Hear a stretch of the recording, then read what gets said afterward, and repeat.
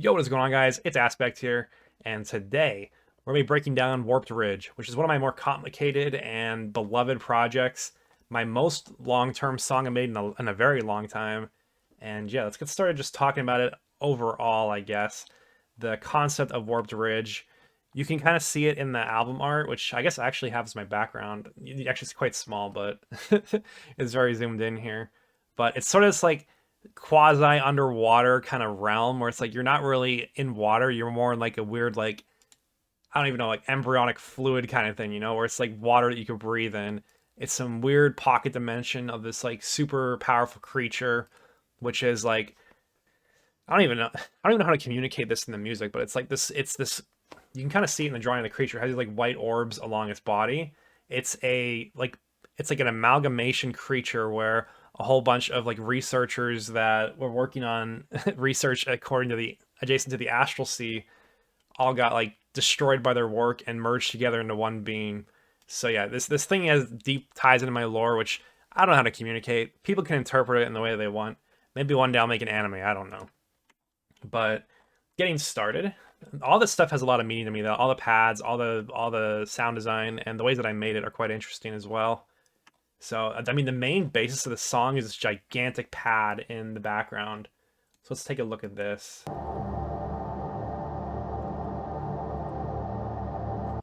So this is a sample from Twilight Princess, The Legend of Zelda Twilight Princess. Now, that game has a lot of meaning to me. It's kind of inspired a lot of my aesthetics. It was my favorite game like growing up, so I sample from it quite often. This pad is like so let me go to the yeah, I found it earlier in the yeah, here it is. So I have like a sound font bank of all the different Twilight Princess stuff. It's not labeled, so I have a spreadsheet that labels it that I made. And I used to use this a lot more when I first started. I kind of got into a rut in the middle of my like production career, if you will, where I was like anti-sampling. I'm like, I don't want to do samples. I want to make everything myself. Now I'm kind of come around full circle where I'm like, I want to sample stuff that has meaning to me and bring it new meaning. So I'm sampling Twilight Princess pads in this. Now let's take a listen to this. So that's kind of what it sounds like normally, but I played it in one specific note that I liked, and let's see what the processing is. Just a shit ton of reverb, 100% mix, 9 seconds. I have a problem with that, and then I guess I boosted the low end. Because yeah, if I don't have reverb on this, it's actually mono, I believe. Yeah, it is. So I had to make it, I wanted to make it wrap around you in this crazy way as large as possible and let like things like basses or Foley fill the center. And that's kind of what I'm doing a lot with on this album. So yeah, that pad is incredible. You could sample any octave of that pad and make a whole song out of it, and believe me, I have.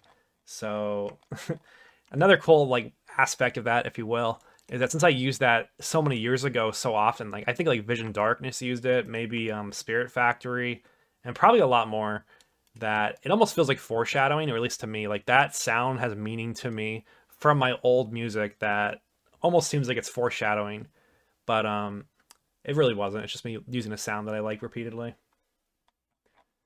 But yeah, up here we have the Astral Sea. This is really important.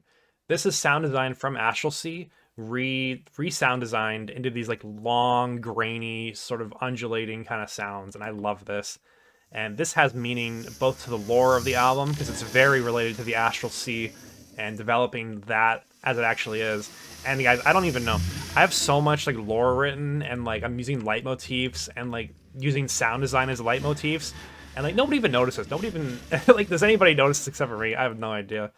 But like to me, there's meaning in this, in that it's calling back to like a really important song that is important in the lore, important to me, has really cool sound design, all stuff like that, and it's trying to call back and conjure up those same feelings from that song to this one.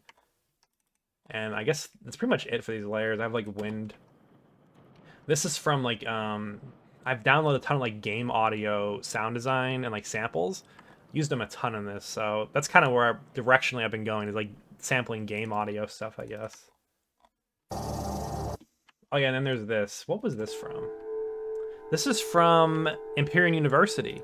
This is the like bells or whatever in that song, I think, but it's like blurred to hell. Like tons of reverb using the blur tool in Edison. I abuse this thing. You just do Control A and then you click the blur button. I don't even change anything anymore. Just hit accept.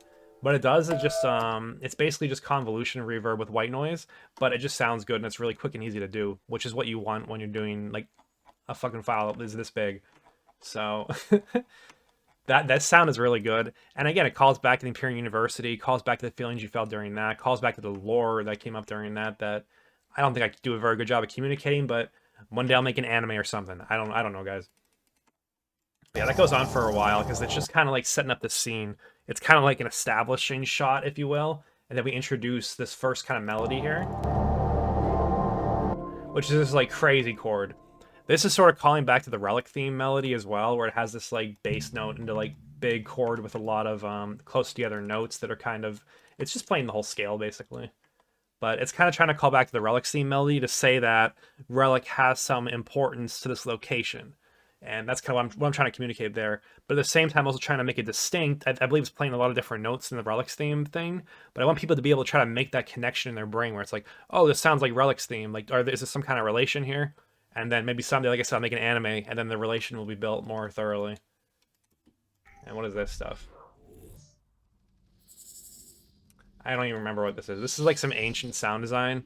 So, some backstory with this music. Larithia and Warped Ridge were originally the first ideas are made in like 2020, 2021, something like that. Maybe I could show it at the end if I remember it, but these songs have been in the works for a while. This project specifically was made on February 21st, 2023, and I spent 47 hours on it. For me, that's a very long time, and it's probably much higher than that because like I've scrapped iterations of it and it's just a pain. But this is the last song concept that is like super long term for me. Because like I've had like Field of Light, Warped Ridge, Larithia. These were all planned like pre-fragments. And that's pretty cool to me, where it's like I've been sitting on these ideas for so long. Even Relic, like as a character, that was pre-Light Spirit. That was supposed to be a Light Spirit song, and that got cut. And he was supposed to show up there. Back then, he wasn't like a little geode guy, little geode gremlin, but you know, things change. But yeah, I have no idea what's going on here. Sorry, guys. This is some like random denoised sound design that is just kind of adding some extra background noise and elements. Just kind of, again, set up the scene almost, you know? All right, now what is this one? Title's accurate. It is a pretty cool bass. This sounds like grain delay. This sounds like a little bit of reverb. This sounds like I used Portal. So at some point, remind me in the comments, keep me accountable. I should make a video about how I do sound design. My sound design is you make one good session, you iterate on it for a year, and then that's kind of what you do. And then you apply meaning to it retroactively, where it's like, oh, this is the Larithia based session, this is the Astral Sea based session. And then like you sort of sprinkle that around, resample it, reuse it, redo it, redesign it over and over again. Because if it sounds good the first time, you can do whatever you want to it, and it won't sound bad again. So I usually try to reuse sound design. I don't make unique stuff for every single song I ever make. And that's kind of my idea about that. So I think my strength is more in arranging sound design than making it, to be honest, which maybe that'd be an interesting video in its own right. But I've also been trying to not make all my own sound design anymore. It's very time consuming for me, and time is a premium with me working full time, doing Minecraft videos, doing music, playing like League of Legends. Like there's too many things I want to do. And so I've just been using samples, but it's not a bad thing either. Like find samples that you really love from artists that you appreciate and use them, because that's what they make them for. They don't make a sample pack for people to buy it and never use it. They make the sample pack so you could use the samples. So yeah, that's that. I don't even know what I'm imagining when I'm hearing sounds like this. This is kind of like I guess like an earthquake almost, it sounds like to me, you know, where it's like the ground is trembling, beams of magic are shooting out from the ground in like little crevices, stuff like that, you know. And then I think that's it for this section. Just using the wind sound again there. Pads are going on still. This is another wind sound effect apparently. This one has a different purpose. It's so quiet you probably don't even notice it. That's what you do though. You just add stuff people don't notice. That's what music is all about. What is this? This is a sample from Dark Souls 3. I can tell by the name of it. I'm pretty sure it's what that is. I had a friend go and rip all the files from Dark Souls 3 for me. Yeah, it is. So I have every sound file from Dark Souls 3 in my computer right now. But It doesn't have to be like that. You can go and just record in the game if you like a sound. So yeah, it is what it is. I thought it had Titanfall 2 sounds, but I don't know if I ever... I think I might have deleted that. I don't remember. Okay, so there's this kind of like big impact here. You can see here, there's a ton of stuff that kind of lines up right here. And then transitions from like A to B, where it's like, this is the new pad like area. This is the establishing pad area. This is the new ambience, which is sort of like, we're starting to get into it. So I wanted this to kind of sound like a giant tree fell or something, and it like cuts like a movie, you know, where it's like the tree is falling, and it's like you go from one scene to the next instantly. And that's kind of what it sounds like, I guess. I don't know if I did a good job at that, but it's just a cool impact in the end. Let's isolate the layers for the impact.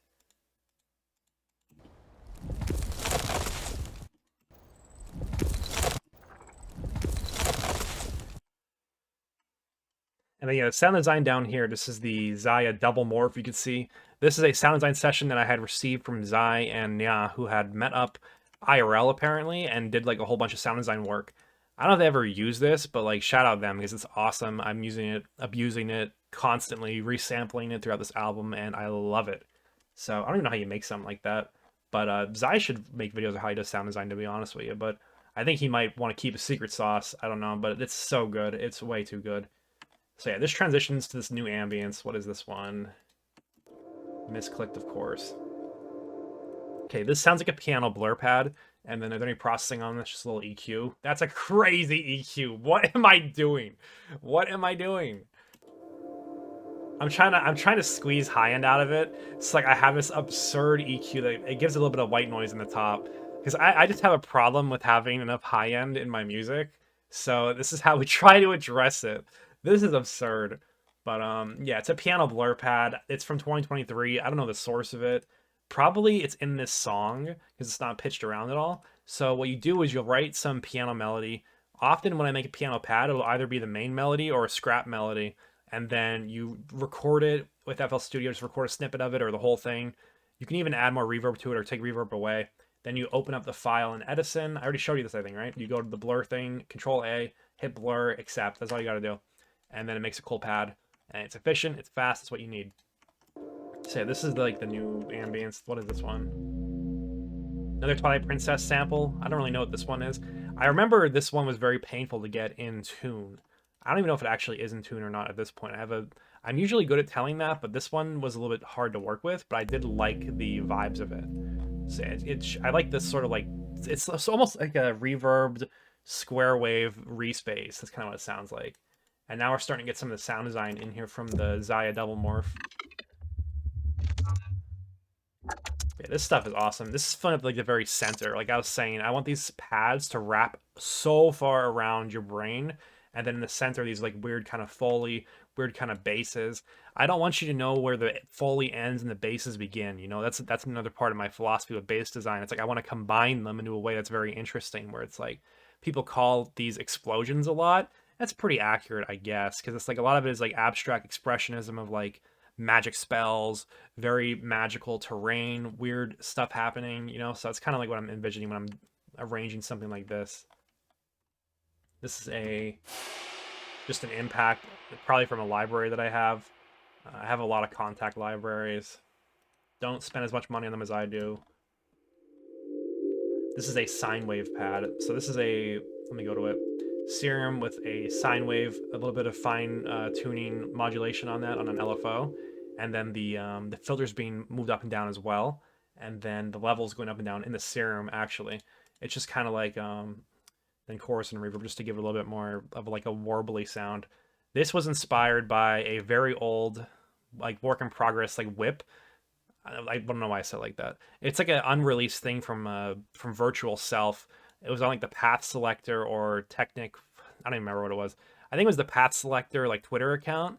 And then there's this one like post where it was like this pad, and then it's just like a little bit of white noise, a pad, and it's just like I just fell in love with it. It's like this floating feeling where it's just like this beautiful pad, and it's very similar to this. This is probably even like my recreation of it. I mean, yeah, that's just a sine pad, whatever. But to me, it has a lot of meaning because that was one of the original like snippets of music that I'm like, damn, I gotta start making music. Even like I said, just like a simple pad and white noise, and then like a spoken word piece. But That's the stuff that I enjoy. Sorry if that was loud.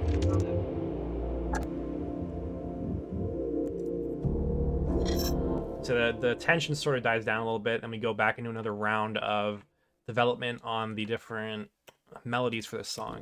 So again, we have like the Relics theme inspired melody. It gets sort of iterated on with a whole bunch of choir on top of it. That is interesting. I don't remember that. This is like the sampled choir pitched down. It sort of has like a very like ghostly, detuned kind of like a very strange sound to it, but that's pretty cool. I gotta do that again. And again, I'm just at this point I'm like lazy. I'm just throwing the whole sound design session in the bottom here, just letting it go. It's just adding some cool like sprinkles on top that are pretty nice. That pad continues. The pad from the beginning starts to fade back in.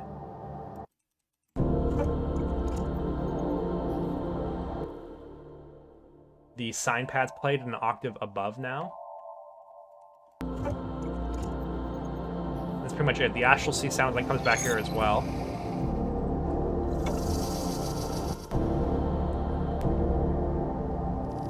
And then we start to break.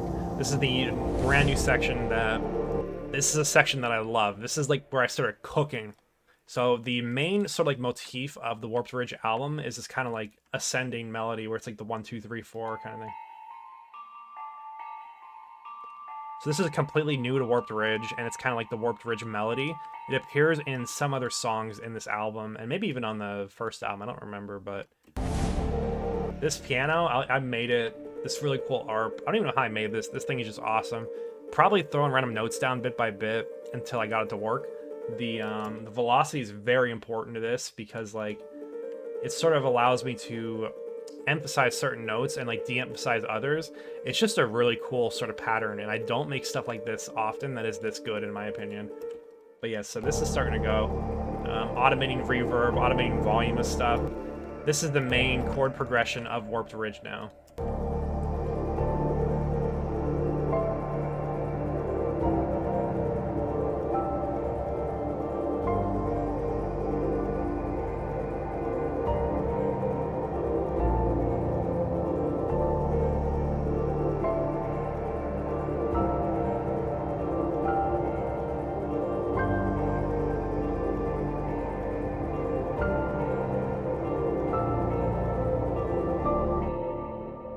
Alright, something was messed up there. One of the instruments got kind of bugged out, but it's alright. We'll go through it bit by bit anyways. If you want to listen to this song correctly, you can listen to it on SoundCloud or Bandcamp.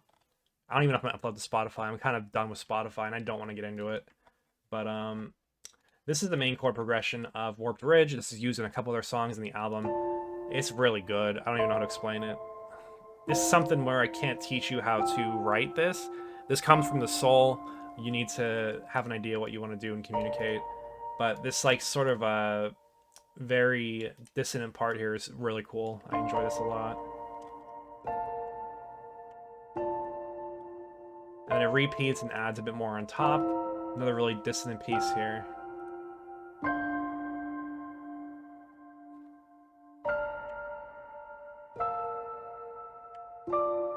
It's really good. I just wish I could have doubled the length of it, but it's all right. It's already, the song's already long enough, you know? And then this not only is good on its own, it combines with this really good part here, which is like that piano arp, and then there's more going on too. Just the bass notes going here. Usually I split the piano a whole bunch, because like the piano that I use, what is it called? Noir. Some of the piano like melodics are really good, but like the bass notes won't be as good. And then vice versa. Like some of the pianos, the bass notes will sound really good, but I won't like the melodics in the top. So I will usually split them. In this case, I didn't. It's not consistent. I do different things all the time. This is a clarinet. This was the instrument that bugged out. Sometimes this stuff annoys me, but it's very good. I have a lot of sign player stuff now because it was cheap. It was on sale one day, so I bought a whole bunch of it. And it bugs out sometimes. It gets like stuck on notes, and it's quite annoying, but it hasn't, I don't know. It's really good though. Like the instrument qualities are extremely high. The other cool thing is I have like Berlin woodwinds. You don't have to buy the whole pack. So like what I did with the cello, I went and bought, actually I guess I didn't. You got to go and buy the stuff that you need because like it's like, oh, $800 for the Berlin strings, but like if you go in there and look at it, it's like 100,000 like articulations. It's like, how many is going to realistically use? Go buy the ones that you're going to use for like $40 and just sit on that. So if you're shopping on a budget, you can shop smart, be precise, and buy the stuff that you want to buy that you're going to use. You don't need every iteration, every single articulation. But yeah, this is kind of just playing on top of the melody. This is like just probably playing close to the top line. Maybe it's simplified a little bit, but it's adding quite a bit in my opinion. It's hard to hear it, but it's just another cool layer. And then this melody starts to come in. This is with the fruity balance going all the way up. So this is like the repeating melody that plays in the drop, and it's so cool how it like barely, you could barely hear it in the beginning, but it like sneaks its way in towards the end, and it's just like it starts to hit like I don't even know when you know the context of what's to come, like that starts to just be so good. And yeah, what is this? Okay, it's just a rendered piano arp. What is this? That's not used. Okay, this is pretty cool. So this is a pad that I got. These are the ore tuned metals, but I'm using the processed pads. These are amazing. I use these all over the album. Pretty much all of them are good. But yeah, this is a great pack. I haven't really used the drums or anything like the instruments in this, but the pads are really good, which is an interesting reason to buy that thing, to be honest with you. But yeah, just kind of playing in 2 different octaves. It is just sounds really good. It sort of has like, I call it the ore pad. It kind of has like a mineral kind of vibe to it to me. I don't know what I'm saying. It sounds like caves. It sounds like rocks to me. That's what it sounds like, and I enjoy that. And then down here, the sine pad, I believe, is still playing. The lower octave one is playing, and only 2 high notes are playing. I don't know why, it just felt right. And then we have more wind sounds at the bottom. Okay, let's keep it going. I think this is already very long. I'm not even to the parts that are complicated yet.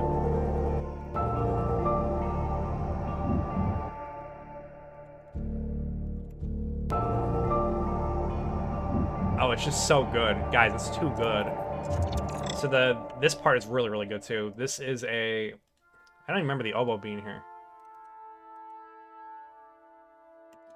Yep, it's just sort of like leading you down because we're kind of walking down to this like really epic spot where it's just like this crazy iteration in the sound design. And this was a mess to make. I have it all muted actually and rendered out, which is a little bit problematic for explaining it, but it's okay. And then the ore pad is like carrying so hard here. It just sounds so good.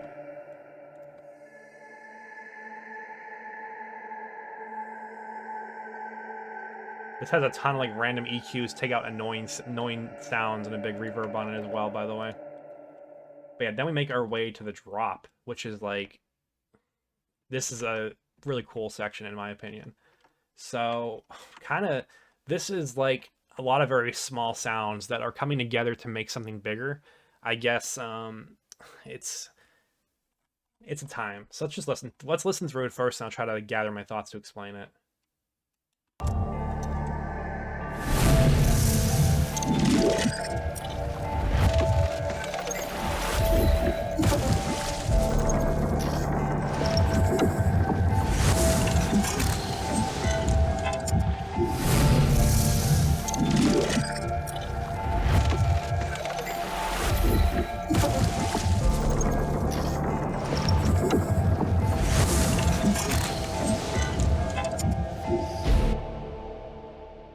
Okay, let me go and unmute this stuff as well.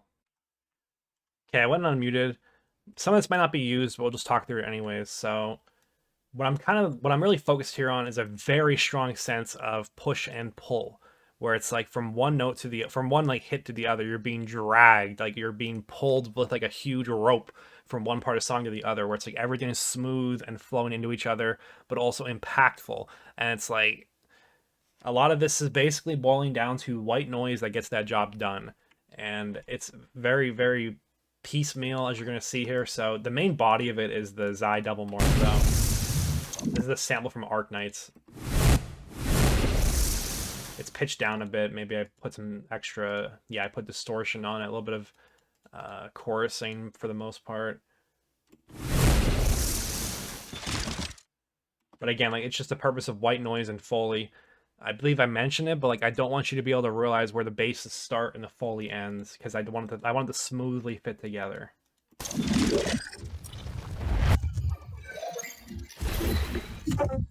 kind of like spectrally higher end stuff. Like you need to consider when you're doing this that the sides are completely filled with like instrumentation. I have so much reverb in this stuff. I'm trying to stop doing that as much and using that as like purposefully, because I use it as a crutch back when I started this song. Reverb was a crutch for me. Now it's more of a tool, you know. And I want to fill up the middle sections, the middle of the stereo frequency with all this. And when I'm choosing to add weird sounds like this in the side as well, like I need to make sure that it flows with the melody as well. So like this almost has a melodic purpose rather than a textural or a impactful purpose. And I hope that makes sense. So more Foley, car destruction, whatever, man. More reverses of white noise, double reverses. Where I have a kick that's reversed here. It looks like the kick is being like uses this like huge impact. It's a cone sound kick. Biggest cheat code you could use samples from cone sound. They are always good. Okay. Another Arknights sample.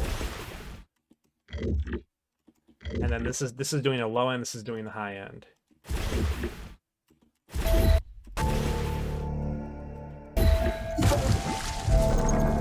And I have like a very dull kick here. Like it's this super, it's like reverbed out and it has like this crazy filter on it above 165 hertz. I want it to feel like a pillow where it's just like a small impact, it's like, and it sort of like flows out, but it just adds to like the epicness of it. And I don't know, I just enjoy stuff like this. I guess I have 2 kicks in this? I don't know. It's an oversight. I bet you this one was muted. I bet you one of them were muted originally. Okay, this is pretty cool. This is a callback to the Astral Sea ship creaking noise. Not that anybody would notice that callback, but that's just kind of what the point of it is. And it has a really cool rhythmic effect on this that I love. I don't know the source of this. I don't recognize that naming convention from any of my samples right now. Oh, actually, I think I remembered. This might be from Genshin Impact. I think it's from Genshin. Yeah, that's definitely Genshin sounds. That game has really good samples. I don't remember where I got them from, but it has a lot of like elemental themes to it. So it's like, if you ever played it, there's like a lot of like water, different like fire, different geo, which are like rocks, and a lot of cool sound design to create all the characters' abilities. That's what I need. That's exactly what I wanted. So, and I love that game, and so I'm putting some of that meaning into this by copying their sound design. Sorry, guys.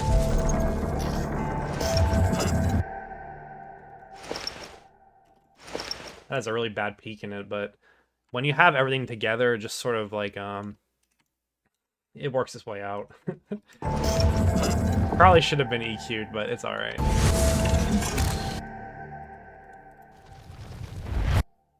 Very large reverse sound. Another Arknight sample, by the way.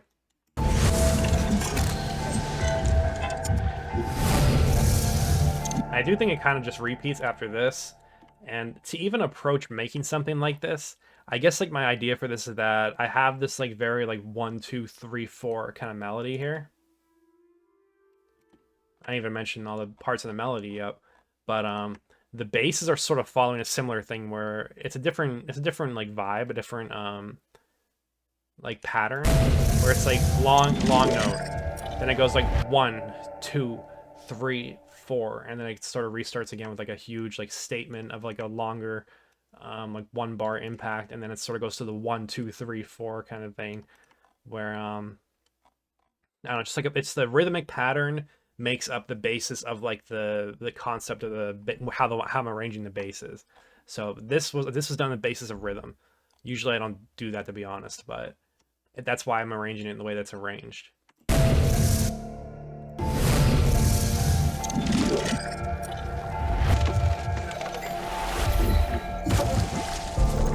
I guess another tip for arranging something like this is that I want each sound to fill in a gap from the other sound. So some of these sounds sort of have a part where there's a lot going on, and there's like not a lot going on in the second half of it, but the texture of it is really good. So I'll combine the second half of this as texture with something else, you know, where it's like they're sort of contributing to each other, where it's like this needs this Foley is adding some extra body to this part, or like the there's not enough like sparkle on the top of this, so I'm adding in some extra like gravel falling, you know? It's just, it's difficult. It's hard to explain, but I hope that just seeing it like this is able to help you in some way. And if I'm not explaining it very well, I'm sorry, and I could maybe answer your questions in the comments if you have more of them. Like, it's crazy. Look at how I'm sampling, layering this. Like, it's just it's the second half of a clap from the Alan Moore sample pack, and all it's doing is adding in some extra, like, random, like, rubble in the high end. It's just, like, you just gotta start layering stuff. And, you don't have to be, like, Viznode layering, like, 100 things top of each other, but, like, just start throwing stuff together. Fill in the weaknesses of the sounds that you're doing and make something big out of it. And, like, if you understand how, like, a supersaw works, this is a diversion, but like a supersaw is just like a whole bunch of sounds that are, it's like a huge chord with a million layers that just, it's basically going to become white noise that makes you happy. That's what I'm doing here. I'm basically making a supersaw-esque kind of thing by layering a ton of noise on top of each other, which is what I'm doing over in the second drop as well, which we are so far away from at this point, but it's okay. Okay, instrumentation. It's difficult to explain, I'm sorry. The instrumentation, I have this like cool sort of bell. There's bells, piano, flute, maybe clarinet. There's a whole bunch of stuff going on here. But it's all layering together for specific reasons. So the piano here, this is the Imagiro piano. This is like the best like 20 bucks you could spend on a piano out there. Throw away your lab soft piano. Imagiro piano is better. It's more versatile. You can change the tone to get different sounds.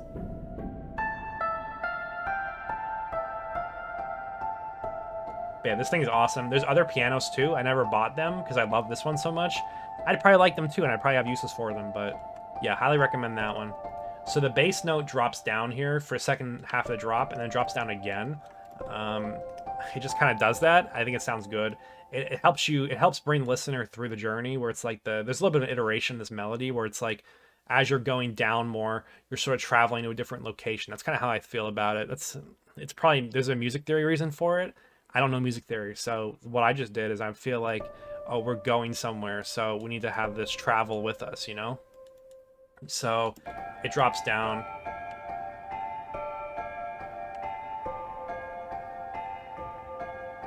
And then we go to this other section with a million layers where I wanted this first half to be focused on the sound design. This is focused on more of the instrumentation. And it was really hard to make this transition in a way that was convincing because this is so full. I want this to be similar in fullness, not be like a large decrease in energy. That was very difficult to accomplish. And I spent a lot of time in that transition. I think it came out pretty good.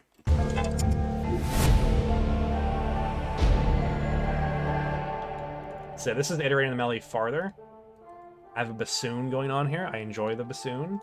Trying to use different instruments, you know? I'm getting tired of the same thing over and over again, and I spent like $700 on these, so I might as well use them. But I got an oboe going on here. Another bassoon, I suppose. The piano, once again. The bells again. These bells are awesome. This is a great find. I believe this is like hidden in Storm Drum somewhere. Engelhardt bells tuned. Yeah, here it is. It's hidden away in Storm Drum 3, which is like this sample library meant for like orchestral drums, but like these bells are such like a gem in there. I love them. I use them a lot. I use them in Imperial University as well, and probably a lot of other songs. The pads, the mineral pads, the ore pads coming back again. Piano bass notes. Astral Sea redesign. Okay, here's this sound. So this is the ear-piercing, spectral, denoised version of the Astral Sea sound design. And I kind of try to soften it a little bit with some reverb and EQ usually, but it's hard to. This is supposed to be a little bit grating. It's supposed to make you uncomfortable. This is sort of, to give it the best explanation I can, I don't care if I spoil my own lore. This is supposed to represent like what the Astral Sea actually is, which is this giant like body of souls. It's a giant, it's the unborn collective of like trillions of souls that create a collective consciousness that is sort of trying to influence the world as it seeps into it. Like, it's an alternate dimension, an alternate plane of reality that was never meant to interact with our own. And now that people have discovered it, it's kind of like, opening Pandora's box, or like inventing like nuclear weapons, where it's like, how far can we push this power? And this giant creature, which is just like a collective conscious of souls, is trying to like exert its pressure on the world, and in doing that it creates weird shit where it's like it turns rocks to life, it turns oceans alive, stuff like that, and that's what this part of the album is about, is like how does a world where science has gone too far interact with that, where it's like we've unleashed this crazy eldritch being on the world. Now what do we do with it? And then this sound is representing kind of like the wailing of those souls as they're trying to like come out and like make their way into the world. But yeah, that's a lot of explanation just to say I took the Astral Sea granulated redesign, and I put it in this. I did this. I clicked on the toothbrush, clean up the noise, and then you do some random stuff in here until it sounds good. So what you do here is you acquire a noise profile. What you could do is take a very small section of the sample, maybe one that's quite noisy or has a sound that you don't like. Then you click on the brush, you go acquire noise profile. It will acquire, I already did it, but it will analyze that audio and consider that to be noise. So then you back out, you select the whole thing, and then you denoise it. So you've acquired your noise profile. When you denoise it, you are removing those sounds, those frequencies from the overall sample. So it maybe took me like 10 guesses where it's like, maybe this will sound good, maybe that'll sound good, and then you get something really cool and you're like, man, that sounds good. So now I have this like cool sound design that it sounds unique, but it has a meaning to me, because it not only is resampling sound design, it has a lot of meaning to me from years ago, but like it has a cool in-world lore purpose as well. Okay, what else is left in here? This video is going to be so long. I apologize, but I hope you learn from it. We have some men that are singing. It's following the chord progression, that is for sure. This is similar to the chord progression from the other part. I don't know if it's the exact same chords. It sounds a little bit different, but I don't know how I made that. It kind of just iterated on it, I suppose. More men in a higher octave, and then a solo violin. Okay, so yeah, these are the drums. Some of the Kashmir orchestral drums are good. That guy plagiarized Doom 3, I believe, but the samples are pretty good, so I'm sorry. This is actually pretty neat. This was, I don't remember where I got these from. Okay, my bad, my bad. I apologize. Okay, there we go. These are from Awakening, which was a Light Spirit song. These were some orchestral drums that I got in that era. I have no idea what the source of them is, but I always liked them. I did some light processing on them back then, and this I have a ton of like EQs and stuff. They're just like trying to emphasize parts of it that I like, trying to squeeze high end out of it because it was quite low, I believe. Why was that sound there? Okay. The Realm Splitter impact again. It's just a symbol. I don't know why I named it a Realm Splitter, but it is used in that song as well, I suppose. Dude, there's way too many layers. What was I thinking? Bassoon here and a clarinet on the last note, adding an extra F for some reason. I guess I felt like I needed that layer. You probably can't even hear these. The flutes are following the top line of the new melody, or the new chord progression over here. Cellos. Piano that plays a bass note once and then doesn't play it again. It sort of just decays the whole time. Wind that you cannot hear. Oh, this is cool. This is the Imperial University stuff again. These are the basses, denoised and blurred, as you can see in the title of that. But I use this all over this album. I love this. You can kind of hear the Imperial University a little bit in it, maybe, but I don't know. It's pretty cool. It's just a whole bass sound design session that's put in Edison. You blur it, and then I denoised it. I might have done it in a different order where I denoised it, then blurred it, But that's a cool trick to get, like, drones, is to just blur your sound design. Okay, that's it for this section. Actually, no, it's not. There's a couple more instruments over here. Oh, these are cool. These are sound font strings. That's pretty neat. I didn't know I did that. I should do that more often. I should use sound fonts. And you should too, because they're free. And like I said, they have meaning to you because they're maybe from a game that you enjoyed back in the day.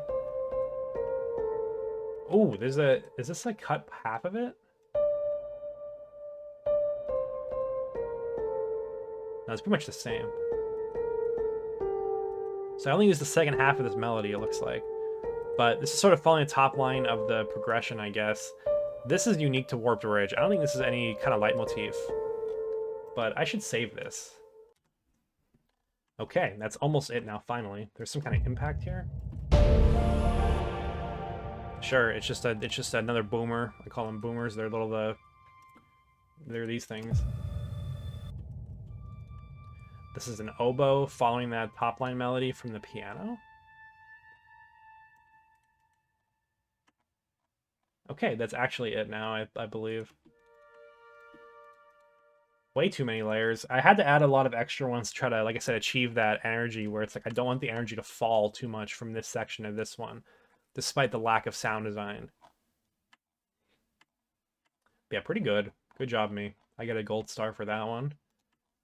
Okay, over to the next section. Okay, this is just kind of like a little interlude that separates this next drop from the other one.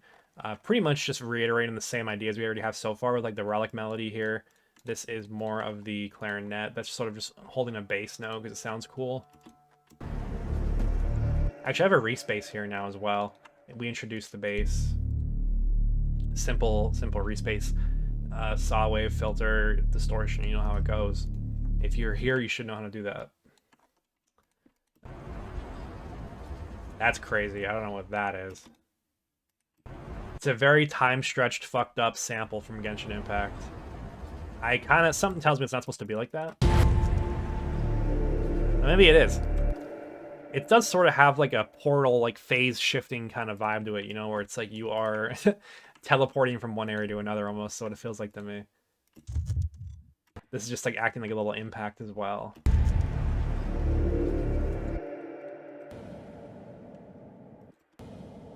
Some kind of impact that I made, I don't know.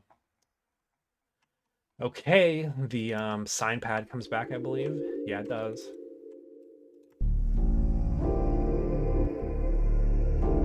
More of the ore pad in the background. Okay, now this part is awesome. Let me review this before I start talking about it. Okay, we're just gonna go through layer by layer because there's a lot of them, and it's kind of hard to explain. It's what this is a culmination of all the previous parts of the song. So it's very much the climax. I want to put all the sounds together, layer them on top of each other, have this crazy impact, super saw effect where it's like this, just a lot of noises that come together to make you happy, you know. And the main inspiration for this is a song by Alexander Panos called "Always Breaking, Always Healing." But I felt like in his version of it, there was something more that I wanted to add to it, which was like a lot of instrumentation on top of it. So that's kind of what I did with all this. So let's just think about the sound design first. What this is doing is just trying to layer as much stuff as possible and not stepping on each other's toes. Like I want it to be sort of distinct, but I also want it to just be overloading, like just a huge like collapse almost, where it's like the feeling I want you to be in is twofold. One part of it is like you're in a cave and everything's falling apart and falling on top of you. The other part is that like you are ascending as like Aspect is casting this like very large spell or something, you know, where he's like this like huge beam of energy is shooting out and he's doing some crazy shit. He's flying around, you know, stuff like that. That's how I want you to feel.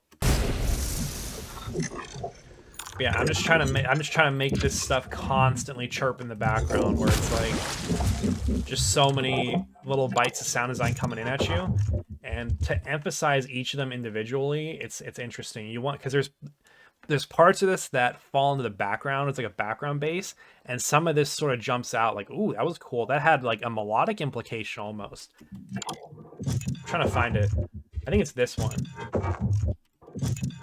Yeah, this one ends up having like a melodic implication or like a very nice, it happens to like fall in a spot that emphasizes it. It's like you need to really consider that, where it's like, what are the best sounds that I want to emphasize and really push out of the mix?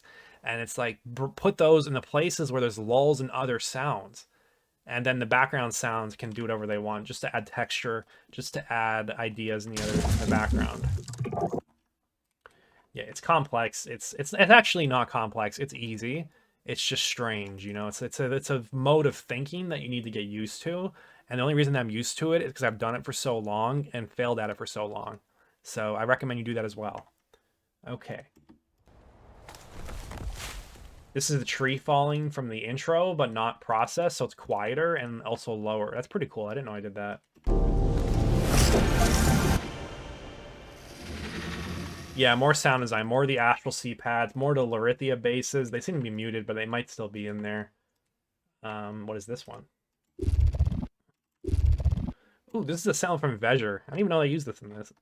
They're like a super underrated artist that inspired me a lot and still does.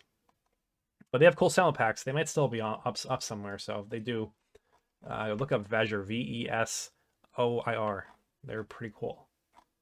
Okay, what else is in here? More wood texture, Foley type stuff. Sorry for blasting your ears. I might mute that in post.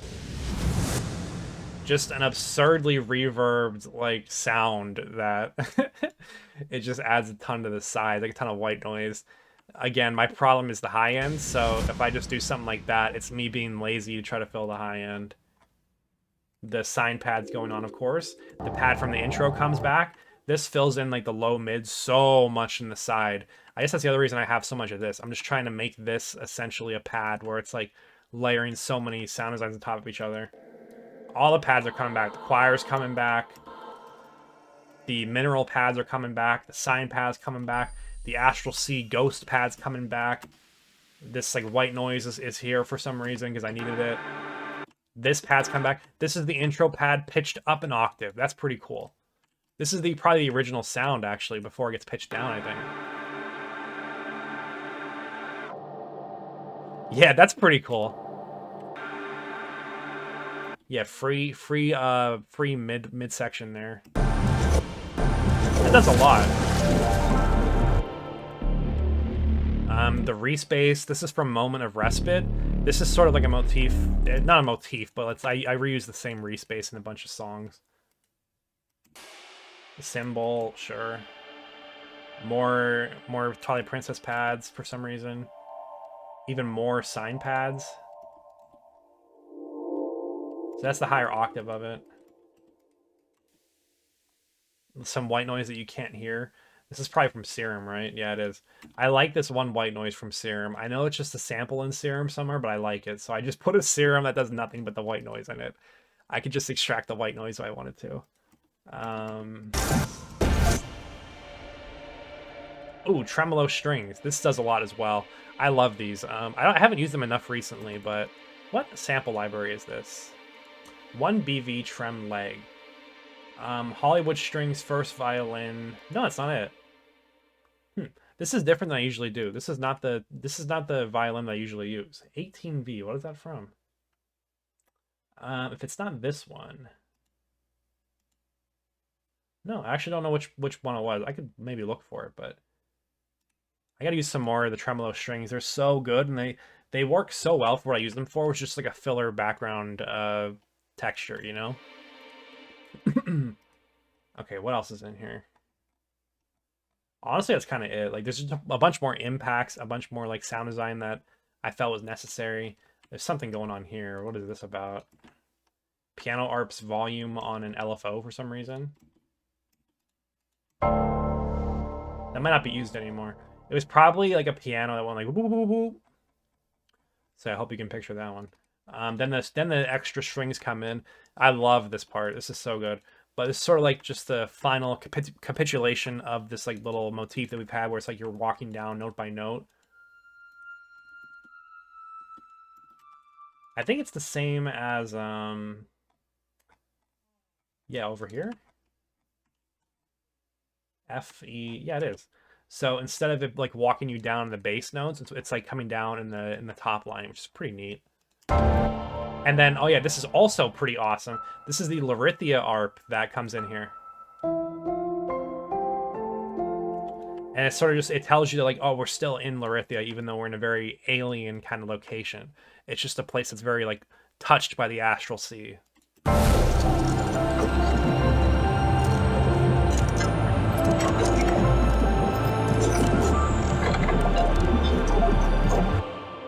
And yeah, the respace makes a very large jump here, which sort of like, I think it's very impactful. It almost jumps up a whole octave here, where it's like, it just opens up the mix. Cause like the respace down here is, the bass note is very low. When it jumps up like this, the bass gets cleared up by a lot because the Reese is not feeling it anymore, and it just elevates the whole feeling of it, and it gives you more of that feeling of like ascension, you know. And that's kind of what I want. And I'm bad at key changes because I work with samples so much, so that's the way that I accomplish that. If I was a normal person, we'd probably just do some kind of key change there, like put it up a little bit. But because of the way that I work, I just have to do something like that. And I play with the mix and I play with the sounds and everything like that.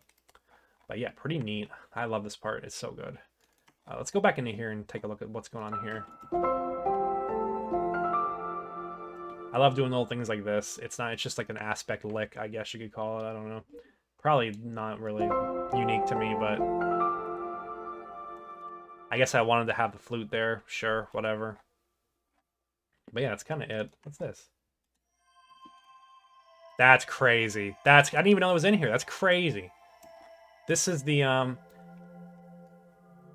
you remember this? This is the pad from the intro, from like the second section. But it's playing as a as like a melodic thing up here. That's really cool. It's kind of like acting like an E piano or something, you know? That's pretty neat. I didn't know I did that.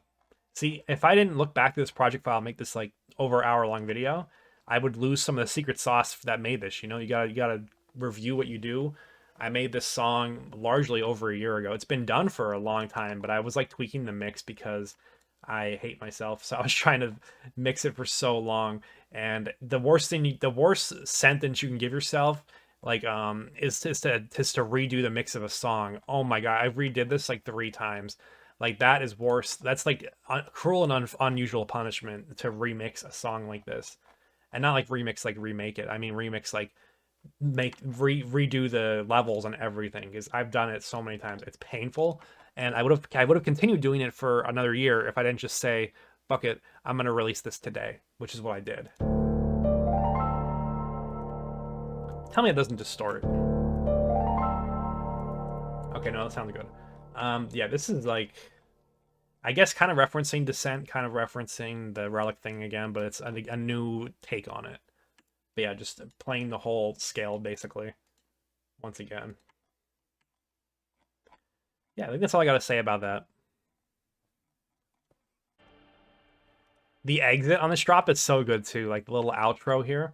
So a very common thing that I do is, like, in the last like little part of a drop, I remove some elements and have it sort of fade into an ambience. So it's like the ambience meshes with the drop and it flows together in a really cool way.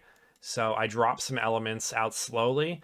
So you see the basses are more sparse. And like I just let some of the instruments, I put down some of the pads, stuff like that. And then it smoothly exits into this ambient section.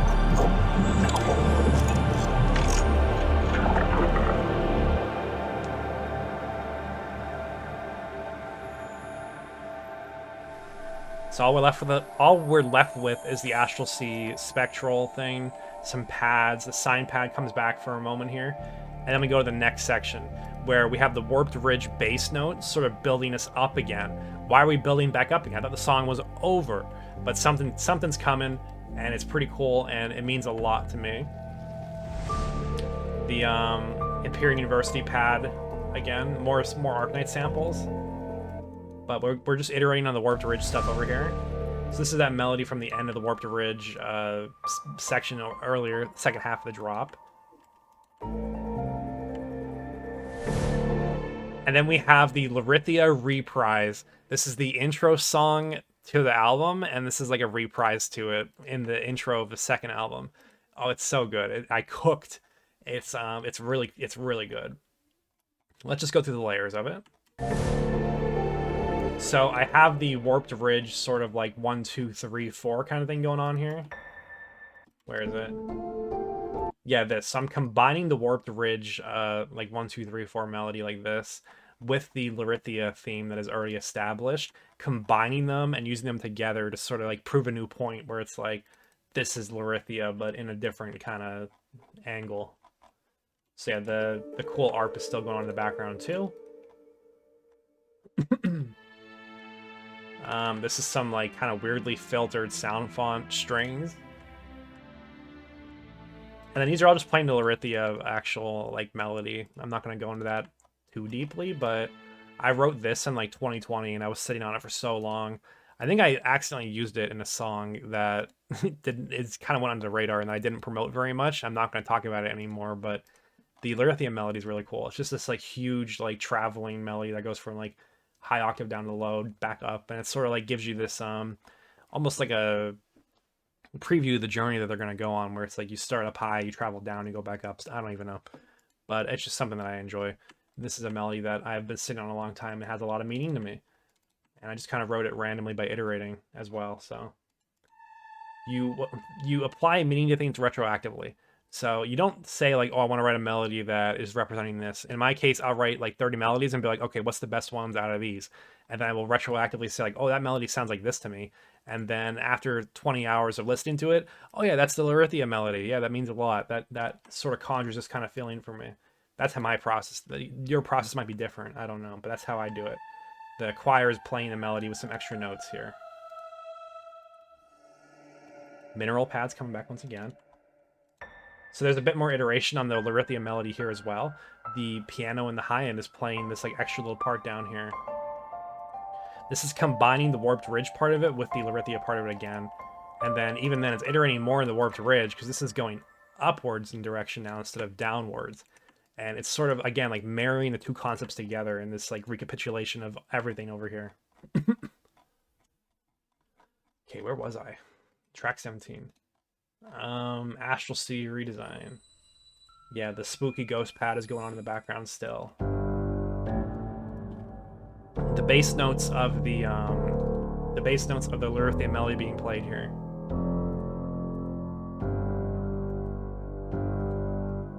You know what? I think I remember this being used earlier. That's actually interesting. If the Lyrithia stuff, yeah, it is over here. I think, right? That's pretty interesting. So this is like the Lyrithia bass notes being used in a different context over here. Okay, we're gonna go back to this though. This is the focus right now. I probably already talked about that. What was this?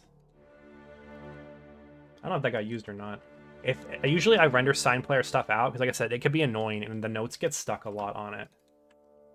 Okay, bassoon that you can't hear, flute that you can't hear, some kind of violin. But yeah, just stack the layers, add more layers. When in doubt, just throw another instrument on. Your RAM will forgive you later. That pad that I love comes back. Some kind of impact. Another Arknight sample. This one's cut off, so it's just like a little bit of like a hit. So it's not like a huge like psh, it's just more like a little hit. Yeah, those were the strings. I just rendered them because they were probably being annoying.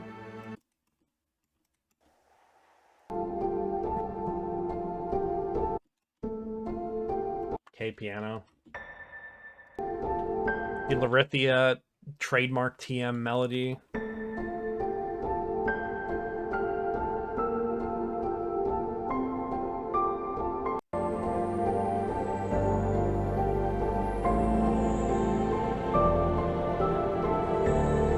The only flaw that I couldn't fix, there's some annoying piano notes in this that I don't like. I think they're in this. Yeah, they're just like a little bit too squeaky. I don't know. I couldn't get it to be perfect, but I spent too much time on it already, and it sounds pretty good how it is, but whatever, it's fine.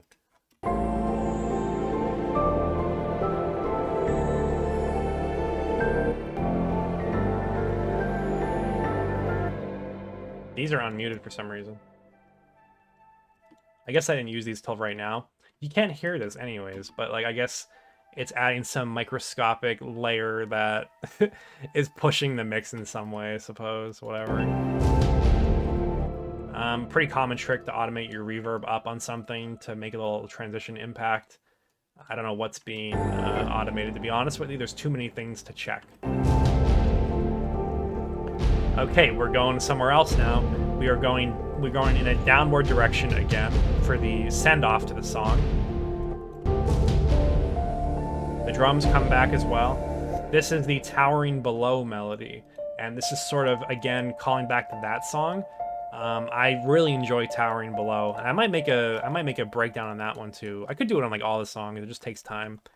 But on the Towering Below melody, this is sort of communicating to you that we are traveling downwards again, that in the story we are looking down upon a massive cavernous area ahead of us.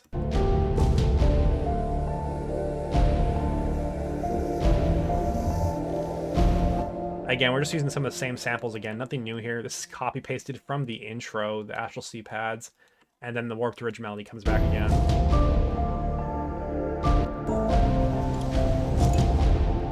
And then to close it off, we just have a little outro with the pad from the intro again. It's probably a Princess pad, of course. But yeah, that's Warped Ridge for you. There's not much else in the project file. This is pretty cool, actually. This was the song that originally inspired this, like, way back. Or, like, inspired the new direction of it. This is the title screen music of Solar Ash, which is a really cool game.